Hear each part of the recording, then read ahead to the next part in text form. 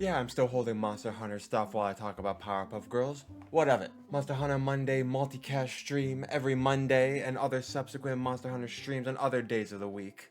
Like many of you, I too like to jump on the hate bandwagon when live action adaptations of things that I enjoyed as a child or even now are adapted poorly, let's just say. Sure, we've had some banger adaptations here and there, like, you know, with the One Piece live action adaptation or the Last of Us. But unfortunately, we still live in an age of stinkers, and the live action Powerpuff Girls was almost, or is, or no longer one of those things. I don't know. I think the status of if the show is even coming out is up in the air. I don't know, because a trailer got leaked. I think it was leaked. And Warner Brothers said, no, none of that. No one gets to see our shame. And so they were trying to wipe that off all faces of the internet. All, you know, YouTube, Twitter, all of it. They're scrubbing that away off the internet like somebody trying to scrub away their search history. They wanted to bury their shame. But I'm petty and refused to let them. So I downloaded it onto my computer, so now I have a copy of the trailer on my computer fit for my viewing. And I want to talk about it a little bit. So I'm not actually going to play the trailer for the obvious reason that I don't want Warner Brothers coming after me. So I'm just going to take shots from the trailer, because I think I'm safe that way. Shots, no audio, and just giving some thoughts. So we open up here with like a little science-y looking chalkboard, you know, something you'd see out of Big Bang Theory, you know, just a chalkboard of what I assume to be science gobbledygook and nonsense. I don't know. I don't know if there's any people that are science savvy that have actually like gone through it. I mean, God forbid, on your soul, like why would you want to? But I don't know if there's any science person that's actually looked at any of the diagrams or something on here and, you know, check to see if any like compounds, you know, atomic math is like working here. You also see like phonics and vowels for some reason. I don't know if there was like part of the scientific process of injecting knowledge into their brains during the process. Like they gotta know how to speak full sentences right at the gate, because Professor Utonium, he's not about teaching them homeschooling lessons to catch them up. It just kind of makes me think of that time, that movie that came out. I don't remember when, but that movie that Cartoon Network came out with a long while ago that gave us basically the origins of the girls, and I guess also Mojo Jojo. And I remember after the girls poofed into existence, they're just like, hey, and the professor just like freaks out. They're born. They need presents. And he runs out the house to go buy them presents. And then on getting back home, he was like, I left children home alone. Oh no. And then running back to the basement where the girls still are, he trips and like one of the girls just catches him. It's like, oh, wow. Unfortunately, that does not happen here. We don't see any traces of any such wacky, whimsical intro in this. All we get is some glows, some Professor Utonium learning that his first name is Drake. I don't know if that's new or if it's for this, but it's like, just turns around, the Powerpuff Girls, wow. And some other assistant, which I thought was, you know, Mojo Jojo, but I don't think it is. I don't know. Yeah, so an interesting spin they wanted to take with this show is make it so that the cartoon that we all know and love is real, like in the context of their universe. The show actually happened. They had a cartoon adaptation of themselves, which on its own isn't a terrible choice. I mean, had this gone in a more likable direction, this actually could have been interesting. They could have, with that whole exploration of childhood superheroes having to deal with adult lives and also having to deal with being a famed child.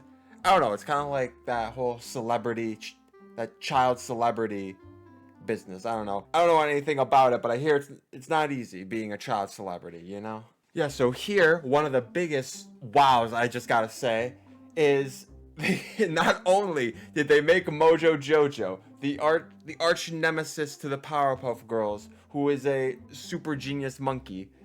I think, yeah, monkey. Not only is he not a monkey, he's also split up into two characters. a grown man named Mojo and his son Jojo. I'm not really sure why they went with this choice, making a monkey into a human. It's like, you know that memes about reject society, return to monkey. Yeah, Mojo here just did the exact opposite. Monkey become human. I don't know. There's probably a lot of factors at play as to why he's no longer a monkey. Like CGI. I doubt they could have made CGI that would have looked like halfway realistic enough to be believable. I mean, later in the trailer we see a really good CGI robot monster, but you know, robots are a little different than, you know, biological flesh. But I'm willing to bet on part of the reason was, you know, that classic being embarrassed of the source material. It's like, this is kind of essentially a superhero story. Like, I mean, like, the Powerpuff Girls are basically superheroes, just not like the traditional, like, DC or Marvel comic books type superheroes. But so I think there's some embarrassment for the source material, because they could have, like, at the very least given Mojo like the classic Mojo Jojo helmet, you know, the big old brain case that he hid his brain in, that the Powerpuff Girls, when they bludgeon him, you know, would often leave cracks and holes with his brain leaking out. They could have at least done the helmet. They could have at least had the helmet, and then like maybe given a helmet to Jojo so that he could have at least looked, I don't know, distinguishable when he's an adult as a villain. I don't know. They do this really poorly put together in the trailer. Jojo and Blossom having a thing, so obviously that was some kind of road they wanted to explore, with Jojo at the very least being the main antagonist for the first episode or something. I don't know. It's kind of hard to tell just from the trailer, but I don't know, it's an interesting angle to try and make the main antagonist and one of your characters you know, romantically involved, especially if they still have to be the antagonist. So I'm really wondering how that would have gone. Like, one episode he's trying to like destroy them, another episode's like, hey Blossom, how you doing? Yeah, I don't know.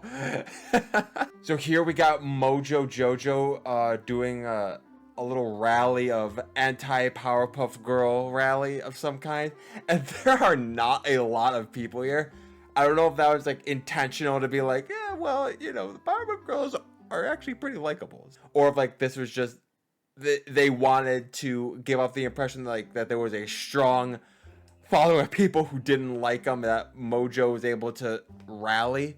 But I don't know, it just comes out funny because there's like 1 2 3 4 5 6 7 8 9 10 11 12 13 14 15, there's only like 15 people, and it's like, we've had it with the Powerpuff Girls, which just kind of makes me think, like, if he's not like the cartoon adaptation of Mojo, is this what all he did? Like, did he actually have scientific machinations to destroy them, or is this all it consisted of? Like, rallies of only like 15 people showing up, like, down with the Powerpuff Girls, we don't like them, drink plutonium, no me gusta, you guys no gusta, right? Yeah. I don't know. And here we get the beginning of the truly not good decisions that were made for the creation of this show.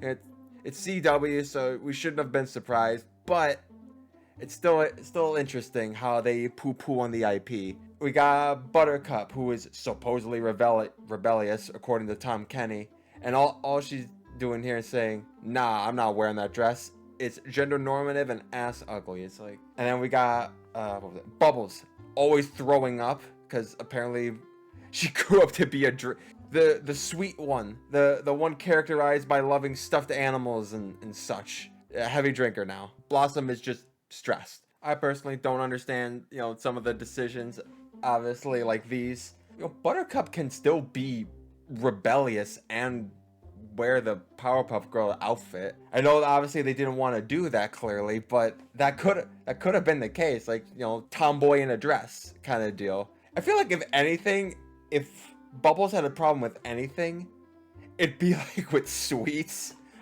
I don't know if there's any issue she'd have. I feel like it would be with sweets. Like, she's constantly like throwing up from like eating too much candy or something. Like, she has really bad, like, takes bad care of herself. I don't want to eat broccoli. That shit's gross, healthy, and me and my stuffed animals want candy. I don't know. So the girls take out JoJo, and that's what causes them to separate for a while and then eventually come back together. Yeah, so after accidentally taking out Mojo for whatever reason, we don't see it. It happens a little off screen, a little nod. We get Blossom's like le gasp reaction. But after that, all their lives, it'll take a turn. They all stop being superheroes because of freaking course they do. Of course, that's how the show starts. Oh, we're stopped being superheroes. Again, they don't get into what Blossom does. They just say she runs away and comes back. So I don't know if there was like a mystery there that we got that the others will have to solve. But so this sends Bubbles down the path of taking photos on the street. We got wigs, outfits, and whatnot. Got their car all hooked up for her big time business. Apparently she wasn't able to get any acting or Hollywood deal, so this is what she's doing, I guess. To be honest, I don't know if it really makes sense to me, because like she has superpowers. I mean, I don't know. I mean, maybe she's bad at acting, but like, I don't know, couldn't those superpowers be used for like some quality movie stuff? I mean, if CGI is a whole CGI and like all types of stuff are expensive, practical effects and whatnot, I don't know, wouldn't having like a superpowered person that's super durable, can fly, it's super strong, I don't know, couldn't that help? I don't know, wouldn't that be valuable in some way, shape, or form? I don't know. Far be it from me to question the logic of the CW. And then with Buttercup, she becomes a firefighter, and the Tom Kenny narration becomes a real hero. It's like, what do you mean real hero? Last I checked, firefighters can't fight Godzilla ripoffs. Not to downplay the heroism of real world firefighters. They are absolute heroes in the real world. They're not downplaying that whatsoever. But Buttercup didn't need to become a firefighter to save people from burning buildings. She could have just been doing that. The girls together were fighting monsters, and like now you're fighting fires. Okay, well, monsters were causing those fires and destroying buildings and whatnot. How is that not heroic? Fighting monsters that are literally demolishing your home city. I don't understand the logic of that. Like, yeah, firefighters are real heroes, but so were the Powerpuff Girls. I mean, in the context of their universe, they're superheroes. They help people too. Like with the monsters, like I keep bringing up. So in this part, Buttercup makes a comment about how the quote-unquote original cartoon whitewashed it. Which, okay, not a choice I personally would have gone with, but I know it's not like necessarily poo-pooing on the original, because it really can't, because that's not a real criticism of the show, because there was no whitewashing involved, because like the cartoon actually came first. But in this context, I guess it works. Throughout this, you just get little jabs at the original IP, and then just like I would say poo-pooing all over it. It's like, why? Like, why do you gotta poo-poo on the original IP? You are making, like, I don't understand, like trying to make an adaptation of something, and that is purely for a new audience. Like, they're not the people that necessarily want to watch it. It's the people who watch the original IP that would want to. So you're trying to pull in that audience, that crowd. So why would you poo-poo over the original thing that got them into the thing to begin with? Like, it just doesn't make sense. It does not make sense. Like with Halo, apparently the people who made the Halo live action never played the games and proudly talked about it, and they somehow found a way to get season 2. And from what I understand, season 2 is better than season 1, but it's still like not good. And it's, again, they have no connection with the original IP, and they poo-poo on it. Like, why you gotta poo-poo on it? Like, Hollywood, these things that you're adapting, they have charm, they have things in them that drew in people. If you're just gonna make something that just shits all over the thing they enjoyed, or at the very least the thing they have nostalgia eyes over, like, what are you expecting?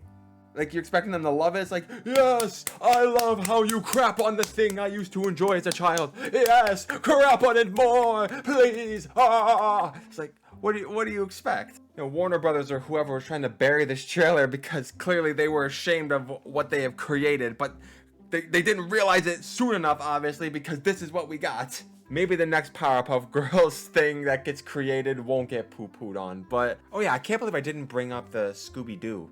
The Scooby-Doo, or Velma. Like, how people, like, the only views that show got were as, like, hate watchers.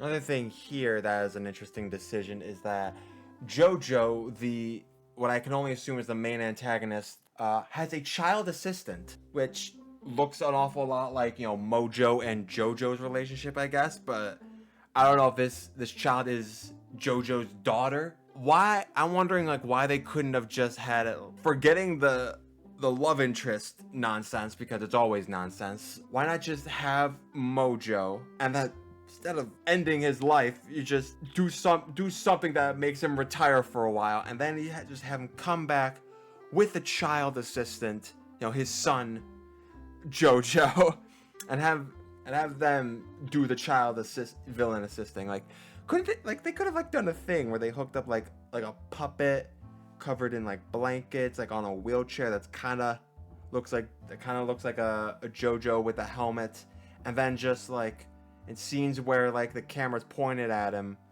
we get some CGI over that, so it's a combination of things, like a puppet, like a realistic puppet plus CGI. Like, I don't know, I feel like that would have gone a long way, just to have, like, Mojo Jojo there in some capacity. I'm just gonna end this by looking at the one, like, good thing in this adaptation, and it's this CGI robot monster. It's not exactly tower overing the buildings like most of the other monsters from classic cartoon show, but it looks good, I guess. I'm wondering how the fight would go. I'm wondering if the fight would look any good, because obviously this is something to fight. The rest of the trailer just goes on to show the villainous plot of JoJo, not involving this robot, but just making everyone angry and attacking each other like something straight out of Kingsman. And the little girl assistant taking full control over Dr. Drake Plutonium. Still can't get over his first name being Drake. I don't know. Was that new? Someone tell me in the comments if that's new. I don't feel like researching. And obviously the plan doesn't work. Blossom smacks some sense into her dad, literally. And then we get some flirty nonsense with, not even flirty nonsense, just talking about flirty nonsense. They say some weird stuff. Not happy. Yeah, if this was a show, I would not have watched it. Or maybe it is still going to be a show. I really don't know. Somebody bought the CW and now they're going to, like, play sports, and, like, they canceled other projects, so I'm assuming the show isn't happening, but I don't know. Only the future knows what to happen. Only the future knows what to happen? That's not even a sentence. Yeah, so before I lose any more brain cells, I'll just leave it with that. Thanks for stopping by. Week of March 17th, I'm going to be doing some special stuff, so watch out for that. It's going to be good leading up to the... Caesar's already super excited about it. Leading up to the Friday of Bleach Brave Souls coming out. I'm going to be streaming that. You best bet I will, because I love Bleach. Maybe I should make a video talking about it. Probably should. But, yeah. Ciao for now.